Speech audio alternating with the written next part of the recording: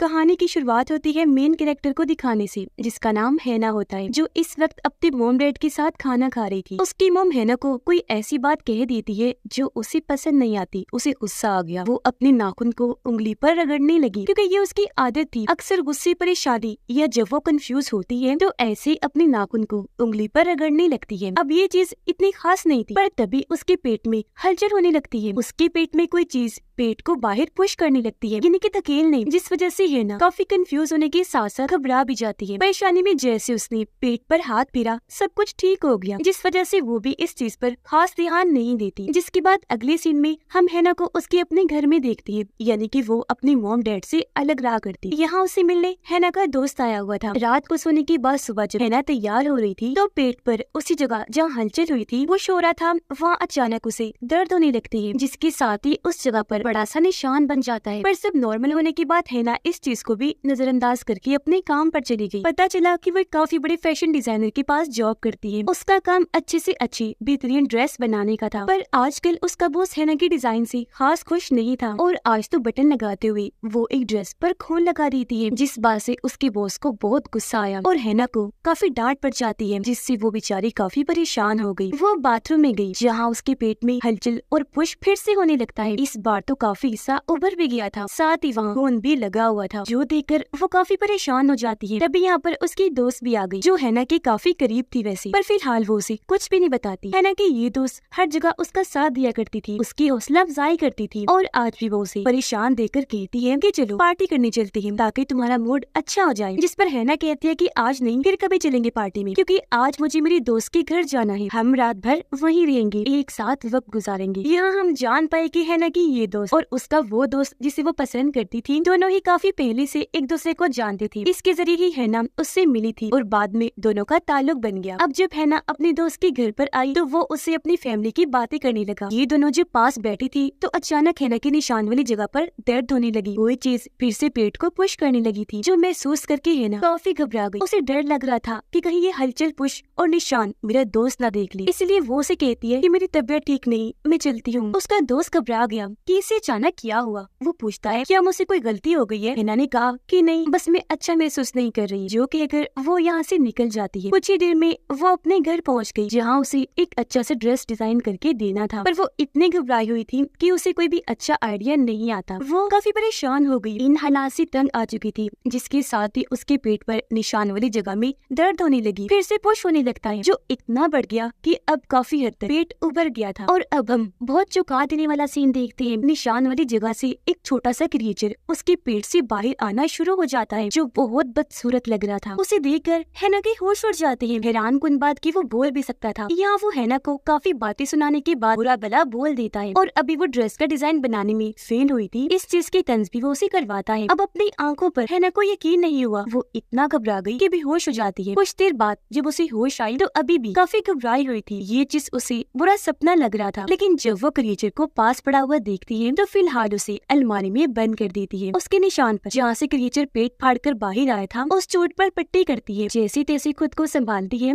और एक बार फिर अपने काम पर लग गई। इस बार उसे काफी बेहतरीन आइडिया आता है। वो अच्छा सा डिजाइन बनाकर उसके जरिए खूबसूरत सा ड्रेस तैयार कर लेती है, जो उसके बॉस को भी काफी पसंद आया। वो हैना की तारीफ करता है, जिससे वो बेहद खुश हो गई। अब जब हैना अपनी दोस्त से बात कर रही थी तो उसकी चोट से खून आने लगता है, जो उसकी दोस्त ने देख लिया था। उसने जब इस बारे में पूछा तो हैना जवाब देती है कि ये मुझे एलर्जी हो गई है, जल्द ही मैं स्किन जल्द वाले डॉक्टर के पास जा रही हूँ, उससे अपनी एलर्जी का इलाज करवाऊंगी। कुछ ही देर में हैना स्किन वाले डॉक्टर के पास आई चेकअप करवाने, जो उसके निशान को चेक करने लगती है। वो हैना से पूछने लगी कि क्या तुम अभी कोई ब्यूटी प्रोडक्ट इस्तेमाल कर रही हो, यानी कोई क्रीम, लोशन वगैरह, जिससे तुम्हें ये एलर्जी हो गई है। हैना कहती है नहीं तो, मैंने तो ऐसा कुछ भी इस्तेमाल नहीं किया। डॉक्टर कहती है तो फिर ये एलर्जी तो नहीं है। थोड़ा और चेक करने के बाद वो सोचती है, फिर कहती है कि ये मसला तो डुअल डीएनए का है, यानी एक इंसान में एक टाइम में 2 डीएनए का होना। मतलब कि जब तुम अपनी मॉम के पेट में थी, पैदा होने वाली थी, तो तुमने अपने जुड़वा बहन या भाई को पैदा होने ही नहीं दिया, बल्कि उसे अपने अंदर ही जज़ब कर लिया, जिस वजह से ये निशान है। ये मसला तो है, पर इतना बड़ा भी नहीं। अक्सर लोगों को ये हो जाया करता है। अब हैना जो पहले उस क्रिएचर की वजह से काफी डरी हुई थी, पूछ लेती है तो क्या मेरा जुड़वा बहन या भाई जिसे मैंने अपने अंदर जज़ब किया हुआ है वो इस निशान से बाहर आ सकता है? डॉक्टर कहती है कि नहीं, ऐसा कभी नहीं होता, यानी कुछ भी हो जाए वो बाहर आ ही नहीं सकता। जो सुनकर वो काफी घबरा गई क्योंकि ये चीज तो उसके साथ हो ही चुकी थी। अब हैना अपनी दोस्त के साथ एक बार में गई पार्टी करने, जिस बीच उसने अपनी दोस्त को भी कई सारे मैसेजेस भी किए और कॉल्स भी, लेकिन वो कोई जवाब नहीं देता। ये दोनों जब बैठी थी तो हैना देखती है कि मेरा वो दोस्त इस दोस्त को बार बार मैसेज कर रहा है, जो देखकर उसे काफी गुस्सा आया। उसका दिल टूट गया कि वो मुझे नजरअंदाज करके इसके साथ मसरूफ है। यहाँ नोटिस करने वाली बात ये थी कि जब भी हैना परेशान या गुस्से में होती थी तो वो क्रिएचर उसके पेट में हलचल करता था जब वो अंदर था, और अब जब वो बाहर आ गया है तो इस बार हैना के गुस्सा करने पर, उसके परेशान होने पर वो अलमारी में हलचल करने लगता है, जिससे ये चीज यहाँ क्लियर हो गई कि वो हैना की फीलिंग्स, इमोशंस, जज्बात से जुड़ा हुआ है। यानी कि जब भी वो इस तरह की कोई चीज महसूस करती है क्रिएचर भी तभी कुछ न कुछ करता है। अब जब वो घर आई तो देखती है कि मेरा वो क्रिएचर अब अलमारी से बाहर आ चुका है। वो बेड के नीचे था, जो अब हैना को देखकर बाहर आने लगता है। अब तक उसके हाथ और पाँव भी निकल आए थे और पहले से वो थोड़ा बड़ा भी हो चुका था। वो यहाँ हैना को बताता है कि तुम्हारा दोस्त जिसे तुम प्यार करती हो वो तुमसे नहीं बल्कि तुम्हारी दोस्त से बातें करता है, यहाँ तक कि अभी भी वो दोनों साथ ही हैं। ये सुनकर हैना को बुरा लगने लगता है। अब उसको परेशान देखकर क्रिएचर उस पर हंसने लगा, कहता है मगर मैं तुम्हारी मदद कर सकता हूँ जिससे सब ठीक हो जाएगा। वो जब आगे बढ़ा तो हैना उसकी आंखों में देखने लगती है। वो कहीं खो ही गई, ऐसा लग रहा था जैसे वो हिप्नोटाइज हो रही हो, यानी कि अपने होश खो रही हो। पर इसी बीच उसकी मॉम की कॉल आ गई। फोन की बेल पर जैसे उसका ध्यान गया वो वापस नॉर्मल हो जाती है, उसे होश आ गई और अब क्रिएचर को अपने इतने पास देखकर उसे गुस्सा आ गया। वो उसके सर में एक चीज देकर मारती है जिससे वो बेहोश हो जाता है। थोड़ी देर के बाद जब उसे होश आई तो हैना उसे उठाकर बेसमेंट पे ले गई। वो उसे वही छोड़कर वापस आने लगती है। क्रिएचर कहता है कि तुम मुझसे कभी भी छुटकारा हासिल नहीं कर सकती, चाहे तुम जितनी मर्जी कोशिश कर लो। पर उसकी बातों को नजरअंदाज करके हैना वहाँ से निकलकर घर में आ जाती है। यहाँ उसकी मॉम की फिर से कॉल आई, जिसे इस बार वो उठा लेती है। अपनी मॉम से पूछने लगी कि क्या मेरा कोई जुड़वा बहन या भाई था जब मैं पैदा होने वाली थी, लेकिन उसकी मॉम साफ साफ मना कर देती है। वो हैना को बताती है कि हम एक पार्टी रख रहे हैं जिसमें तुम भी आ जाना। अब हैना जो पहले ही काफी परेशान टेंशन में थी अपनी उंगली पर नाखून को रगड़ने लगती है। तभी उसके दरवाजे पर दस्तक हुई। हैना ने जब चेक किया तो वहाँ उसके दोनों दोस्त थे जो उसे लेने आए थे, क्योंकि वो घूमने कहीं पर जा रहे। दोनों को साथ में देखकर हैना को बहुत बुरा लगता है। उसे तो पहले ही शक था कि इनके बीच कुछ चल रहा है, तो आज उसका शक और बढ़ जाता है। उसे गुस्सा आया हुआ था, इसलिए वो उनके साथ जाने से मना कर देती है और कहती है कि तुम दोनों ही चले जाओ। उन्होंने ऐसा ही किया, एक बार भी उसे चलने की जिद नहीं की, चुपचाप वहाँ से चले जाते हैं। हैना अब इंटरनेट पर डुअल डीएनए के बारे में सर्च करती है, जहाँ उसे कुछ लोगों के एक ग्रुप के बारे में पता चलता है जिन सबको भी डुअल डीएनए का मसला था और उन्होंने अपना एक अलग ठिकाना बनाया हुआ था। अब उस जगह का एड्रेस लेने के बाद हैना वहाँ जाने के लिए निकल जाती है। वो एक खाली पड़े बिल्डिंग में आई और जब वहाँ की खुफिया बेसमेंट में गई तो उसे वहाँ उन लोगों का ग्रुप मिल जाता है जो हैना की ही तरह डुअल डीएनए वाले मसले से गुजर रही थी। और वो उस क्रिएचर जो सबके अंदर से निकला था उसे अपेंडेज कहते हैं, जो इस फिल्म का नाम भी है। ये जानकर हैना को तसल्ली होती है कि चलो मैं अकेली नहीं हूँ जिसका क्रिएचर है, बल्कि मेरे जैसे और भी है। वहाँ बैठा बूढ़ा आदमी अपने अपेंडेज के बारे में बताने लगता है कि मेरा वाला क्रिएचर ऐसा है कि वो लोगों को दुखी करके अपना फायदा करता है और सभी के अपेंडेज उनके निशान से निकलते हैं। ये यूँ कहा जाए कि वहीं से पैदा होते हैं और ये एक ऐसी बीमारी है जिसका कोई इलाज नहीं। इसकी वजह डुअल डीएनए ही है। हैना कहती है कि हमें डॉक्टर के पास जाना चाहिए। बूढ़ा आदमी जवाब देता है कि हाँ एक आदमी गया था, लेकिन क्योंकि डॉक्टर्स को वो चीज नहीं लगी तो उस इंसान पर तरह तरह के एक्सपेरिमेंट्स तजुर्बे किए गए जिससे वो मारा गया। अगर हम भी गए तो हमारे साथ भी वही असर किया जाएगा, इसलिए बेहतर है कि हमें छुप कर रहना चाहिए। आगे वो बूढ़ा आदमी समझाता है कि अपेंडिज अपने होस्ट यानी कि जिसके अंदर से वो निकला होता है उस पर ही फीड करता है, यानी कहा जाए कि वो उस इंसान को खाने चारे के तौर पर इस्तेमाल करता है, उसके दम पर ही जीता है। वो अपने होस्ट को एक तरह से हिप्नोटाइज करके उसके दिमाग और जिस्म को कमजोर करता है। ऐसा होने से वो अपेंडिज क्रिएचर खुद ग्रो करता है, बढ़ता रहता है, साथ ही ताकतवर भी होता है। और हाँ, हम लोग अपने अपेंडिज को नहीं मार सकते क्योंकि जाहिर है वो हमारे अंदर से निकले हैं, तो इस वजह से हम एक तरह से जुड़े हुए हैं और अपेंडिज अपने होस्ट की फीलिंग्स अपेंडिक्स तकलीफ, दुख, परेशानी, टेंशन को याद रख के फिर उसका फायदा उठाता है। हमें चाहिए कि हम हमेशा अपने अपेंडिक्स को बांध कर सबसे छुपा के रखें। साथ ही हमारे पास एक खास दवाई वाला इंजेक्शन भी है जिसकी मदद से हम अपेंडिक्स को लंबे अरसे के लिए कमजोर और बेहोश रख सकते हैं। अब ये सारी जानकारी और इंजेक्शन लेने के बाद हैना वहाँ से जाने लगती है, लेकिन तभी उसे यहाँ क्लोडिया नाम की एक लड़की मिलती है जो अभी इसी ग्रुप की थी और अब वो हैना को रोककर उससे बातें करने लगती है। फिर उसे कॉफी पिलाने अपने घर ले गई जहाँ ये थोड़ी बहुत बातें करती है और ऐसे इनकी दोस्ती हो गई। अब क्लोडिया ने अपने अपेंडिक्स को एक जगह पर बांध के रखा हुआ था जो इस वक्त काफी शोर हलचल कर रहा था। हैना कहती है कि तुमने अपने अपेंडिक्स को इंजेक्शन क्यों नहीं दिया? वो कहती है इसलिए नहीं क्योंकि कभी कभी मुझे लगता है कि ये चीज गलत है। जिस पर हैना उसे समझाती है मगर हमें ऐसा करना ही होगा क्योंकि ये अपेंडिक्स हमारी बुराइयों को सामने रख के हमें तंग करते हैं, हमारा एक तरह का मजाक बनाते हैं, जिससे जाहिर है हमारे अंदर नेगेटिव सोचें आती है जिसका ये अपेंडिक्स फायदा उठाते हैं। तो मेरे हिसाब से ये चीज ज्यादा गलत है। तो अब क्लोडिया अपने अपेंडिक्स को शांत करने के लिए चली जाती है जबकि हैना अपने घर आ गई। उसका अपेंडिक्स कहता है कि मैं तुम्हारी मदद कर सकता हूँ जिससे सब ठीक हो जाएगा। अगर तो तुम मेरी बातें मानती रही तो सब ठीक चलता रहेगा। पर हैना उसकी एक भी ना सुनकर उसे वो इंजेक्शन लगा देती है जिससे वो बेहोश हो गया। रात के वक्त हैना अपने काम पर लग गई, ड्रेस का डिजाइन बनाने लगती है जहाँ तभी मिलने उसका दोस्त आ जाता है जिसे देखकर वो होश हो जाती है। वो कहता है कि मैं और तुम्हारी वो दोस्त तुम्हारे ही बारे में बात कर रही थी। जो सुनकर हैना को गुस्सा आ गया, वो फिर से शक करने लगती है, एकदम बोली कि तुम दोनों मेरे पीठ पीछे अकेले में गलत काम करते हो और मेरी न जाने क्या क्या बातें बनाते हो। जो कहकर उसने अपने दोस्त को घर से निकाल दिया। फिर अगले दिन जब वो काम पर गई तो वहाँ भी अपनी दोस्त से किसी बात पर झगड़ा कर लेती है। कुछ दिन के बाद वो क्लोडिया से मिलने गई। उसे बताती है कि जब मैं कॉलेज में थी तो एक बार मैंने अपनी गाड़ी कहीं पर टकरा दी ताकि मैं मर जाऊं, यानी कि वो चीज मैंने अपनी जान लेने के लिए की थी क्योंकि बचपन से ही मुझे लगता था कि मेरे अंदर कोई नुक्स है, कोई ऐब है। जिस पर क्लोडिया उसे समझाती है कि नहीं ऐसा तो कुछ नहीं है बल्कि तुम नॉर्मल हो और एकदम ठीक हो। हैना फिर कहती है कि मेरे अंदर डर, परेशानी और मेरा हर चीज पर झिझकना शायद इस वजह से हो सकता है कि मैं बचपन से ही अपने बारे में नेगेटिव बुरा सोचती आई हूँ। क्लोडिया उसे राज की बात बताती है कि मैं तो अक्सर अपने अपेंडिक्स से बात भी करती हूँ जो मुझे ऐसी चीजें बताता है जो सच साबित होती है। जैसे कि उसने बताया था कि मेरा हस्बैंड मुझे धोखा दे रहा है और ये बात सच भी साबित हुई थी। देखो अगर तुम अपेंडिक्स का ठीक से इस्तेमाल कर लो तो वो बिल्कुल तुम्हारी एक पर्सनल चीज बन जाएगा जो हमेशा तुम्हें अच्छे मशवरे देने के साथ साथ ऐसी चीजें बताएगा जो सच होंगी। लेकिन हाँ, इस चीज में तुम्हें थोड़ा ध्यान भी रखना है कि कहीं अपेंडिक्स में तुम इस कदर गुम ना हो जाओ कि वो तुम्हें हिप्नोटाइज करके पूरी तरह से ब्लैकआउट कर दे, इनकी कमजोर, वरना ऐसा होने के बाद वो तुम्हारे साथ जो दिल चाहे वो कर सकता है और खुद को भी वो ग्रो करने लगेगा। वो बढ़ता रहेगा, ताकतवर होता जाएगा जबकि तुम कमजोर होती जाओगी। घर आने के बाद हैना अपने अपेंडिक्स से बात करने की कोशिश करती है जिस पर वो उसे पास बुलाता है। बताने लगा कि तुम्हारे वो दोनों दोस्त अपना ताल्लुक बना चुके हैं, एक दूसरे से प्यार करते हैं और तुमसे कोई भी प्यार नहीं करता। ये कहते वो हैना पूरी तरह से हिप्नोटाइज कर लेता है जिससे वो ब्लैकआउट हो गई, जो चीज नहीं होनी चाहिए थी। अब ऐसा होते ही हैना बेहोश हो जाती है क्योंकि अपेंडिक्स उसे कमजोर करके खुद ताकतवर हो रहा था। और अब जैसे उसे होश आई देखती है कि अपेंडिक्स यहाँ से जा चुका है, वो उसे हर जगह ढूंढती है।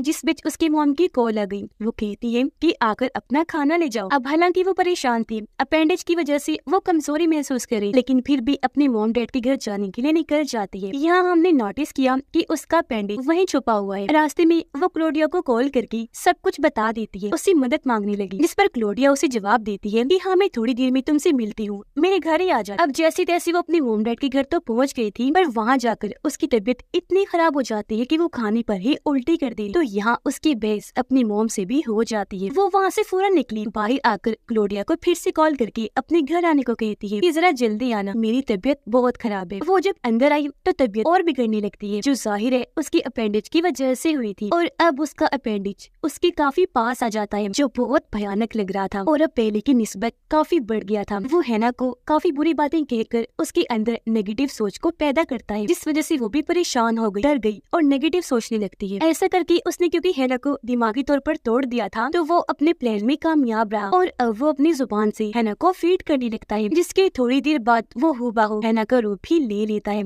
और बन जाता है अपेंडिक्स हैना। जाहिर है इसने पूरी तरह से असली हैना को फीड कर लिया था, तो इसके ताकतवर होने की वजह से हैना काफी कमजोर हो जाती है। अब तभी यहाँ क्लोडिया भी आ जाती है। हमें हैरानकुन जानकारी मिली कि ये भी असली क्लोडिया नहीं है, बल्कि उसका अपेंडिक्स है, अपेंडिक्स क्लोडिया, जिसने भी असली क्लोडिया को फीड करके उसका रूप ले लिया था। और उस दिन जो घर में हलचल कर रही थी वो और कोई नहीं बल्कि असली क्लोडिया थी, जिसे इस अपेंडिक्स ने कैद करके रखा हुआ है। अब ये अपेंडिक्स इतने चालाक होते हैं कि ये अपने अपने होस्ट को झूठी बात कहकर उन्हें कमजोर करती है, जिसे क्लोडिया की अपेंडिक्स ने झूठ बोला था कि उसका हस्बैंड धोखा दे रहा है, जबकि असल में ऐसा कुछ नहीं था। हैना वाले केस जो चीज अपेंडिक्स ने कही, यानी कि उसके दोनों दोस्त प्यार में हैं, ये बात भी झूठ है, बल्कि ये तो सिर्फ हैना को बेवकूफ बनाने के लिए अपेंडिक्स की चाल थी। अब ये दोनों, इन्हीं हैना और क्लोडिया अपेंडिक्स मिलकर असली हैना को बेसमेंट में बंद कर देती है। और क्योंकि अपेंडिक्स हैना असली वाली हैना से जुड़ी हुई थी, तो अभी इसे जिंदा रखना जरूरी था। ये प्लान बनाते हैं कि थोड़े दिन के बाद जब अपेंडिक्स हैना को और कोई मिल जाएगा तो हम असली हैना को खत्म कर देंगे। अपेंडिक्स हैना अपने दोनों दोस्तों को माफी वाला मैसेज करती है, जिससे उसकी फीमेल फ्रेंड को काफी हैरत हुई, इसीलिए वो फौरन उससे मिलने के लिए चली जाती है, जहाँ उसे बेसमेंट से अजीब तरह की आवाजें आने लगी। वो जब चेक करने जाने लगी तो दरवाजे पर दोनों अपेंडिक्स आकर खड़ी हो जाती है। यह अपेंडिक्स हैना उससे कोई भी झूठ बोलकर अंदर जाने से रोक लेती है और कहती है कि अभी तुम यहाँ से चली जाओ। उसका ऐसा बर्ताव देखकर उसकी दोस्त काफी हैरान रह जाती है। उसे गड़बड़ लगी, क्योंकि हैना आज तक उसके साथ इस तरह से पेश नहीं आई थी। जब वो उस पर नजर रखने लगी तो नोटिस करती है कि मैंने और हैना ने अपनी अपनी बाजुओं पर एक जैसा टैटू बनवाया था, जो इस वाली हैना की बाजू पर नहीं था, जिससे वो समझ गई कि ये मेरी दोस्त हैना नहीं बल्कि कोई और ही है। इसलिए वो चुपके से बेसमेंट में जाकर चेक करती है, जहाँ उसे असली हैना बंधी हुई मिल जाती है, जिसकी हालत बहुत खराब थी। हैना को ऐसे देखकर उसकी होश उड़ गई और अब वो जल्दी से उसे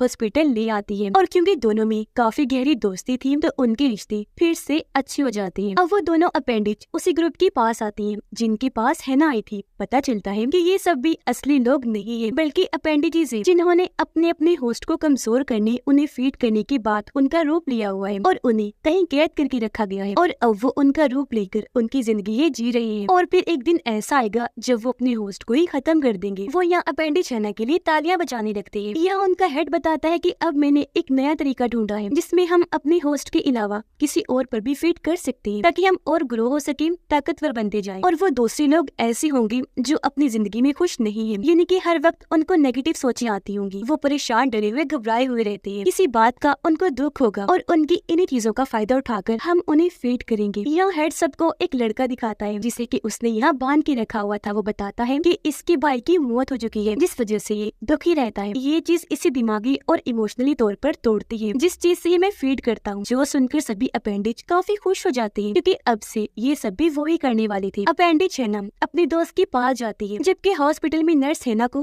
रिपोर्ट के बारे में बताती है, जो बिल्कुल ठीक थी, लेकिन वो ये भी कहती है कि तुम कुछ दिन और यहाँ हॉस्पिटल में ही रहोगी। अपेंडिक्स हैना का दोस्त जब दूसरे कमरे में गया तो उसका दांत टूट जाता है, जिससे वो परेशान हो गई। फौरन क्लोडिया को कॉल करके इस बारे में बताती है। तब अपेंडिक्स क्लोडिया उसे बताती है कि असली हैना आजाद हो चुकी थी, जो अब हॉस्पिटल में है और ठीक होती जा रही है। साथ ही वो दिमाग और इमोशनली दोनों तरह से मजबूत होती जा रही है। यही वजह है कि तुम, यानी अपेंडिक्स हैना, कमजोर हो रही है, क्योंकि तुम दोनों अभी तक एक दूसरे के साथ जुड़ी हुई हो। जैसा कि हम जानते हैं कि अपेंडिक्स फीड करके तब ग्रो करता है, ताकतवर बनता है, जब उसका होस्ट दुखी, परेशान हो, उसके दिमाग में नेगेटिव सोच हो, दिमागी और इमोशनली तौर पर वो टूट जाए। पर अब क्योंकि असली हैना के पास उसकी दोस्त है, तो इस वजह से वो बेहतर होती जा रही थी, काफी खुश भी, जो चीज अपेंडिक्स हैना को कमजोर करने की वजह बन रहा था। अब क्लोडिया उसे कहती है कि तुम किसी और पर फीड कर लो, तो अब वो अपने दोस्त पर ही फीड करने लगती है, जिससे कि अपने मॉम की मरने का दुख था। हॉस्पिटल में दोनों दोस्तों को अपने मेल फ्रेंड का ख्याल आता है कि कहीं वो मुसीबत में तो नहीं, इसीलिए दोनों फौरन हैना के घर आ जाती है, जहाँ पर अपेंडिक्स क्लोडिया हैना पर हमला कर देती है। पर ये दोनों दोस्तें मिलकर किसी तरह उसे काबू कर लेती है और उसे वो इंजेक्शन लगा देती है,